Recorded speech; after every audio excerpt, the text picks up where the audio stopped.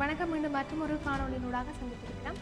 யாழ்ப்பாணம் செம்மணி மனித புதைகுழிகளிலிருந்து நேற்றைய தினம், அதாவது வியாழக்கிழமை 3 எலும்புக்கூட்டு தொகுதிகள் அடையாளம் காணப்பட்டிருந்ததோட சிறிய போத்தலும் மற்றது சிறிய இரும்பு உருண்டைகள் சிலவும் மீட்கப்பட்டிருக்கின்றன.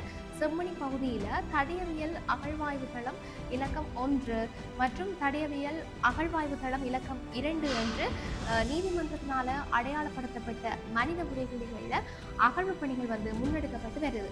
இரண்டாம் கட்ட பணிகளுக்காக 45 நாட்கள் நீதிமன்றத்தால் அனுமதிக்கப்பட்டிருக்கிற நிலையில தற்போது இரண்டாம் பகுதி அகழ்வு பணிகள் நேற்றைய தினம் 19வது நாளாக முன்னெடுக்கப்பட்டிருக்கின்றன. இன்று சிந்துபாத்தி புதைகுழி வழக்கு இரண்டாம் கட்டத்தின் 19ஆம் நாள் அகழ்வு பணி ஆரம்பிக்கப்பட்டது.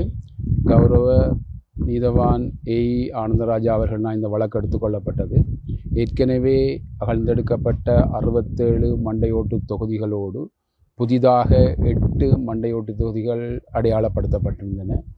அத்தோடு நேற்று பிற்பகலும் இன்றுமாக மொத்தம் 9 மண்டையோட்டு தொகுதிகள் எடுக்கப்பட்டிருக்கின்றன.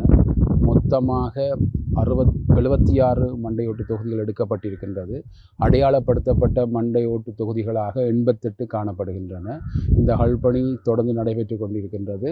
இதில் ராஜ் சோமதேவ, சட்ட வைத்தியதாரி பிரணவன் அவர்களுடைய குழுக்களும் யாழ் பல்கலைக்கழக மாணவர்களும் இந்த அகழ்பணியில் ஈடுபட்டு கொண்டிருக்கிறார். நாளை 20ஆம் நாள் அகழ்பணி நடைபெற இருக்கின்றது. இன்று உங்களுக்கு ஏற்கனவே தெரிந்த ஒரு சிறு போத்தல் ஒன்றும் இரும்புகள் என்று நம்பப்படுகின்ற பல கட்டிகளும் எடுக்கப்பட்டன. எலும்பு தொகுதிகளும் அடையாளப்படுத்தி எடுக்கப்பட்டிருக்கின்றன.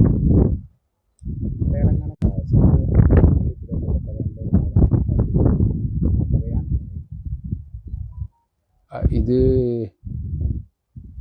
சந்தேகத்துக்கு நீங்கள் கேட்குற கேள்வி முறையான வகையில் ஒரு முறைன்னு சொல்லி குழப்பகரம் இல்லாமல் ஒரு நல்ல இடத்தில் நேராக புதைக்கப்பட்டிருக்கின்றன. ஆனால் அதுகின்ற பக்கங்கள் மாறி இருக்கின்றது.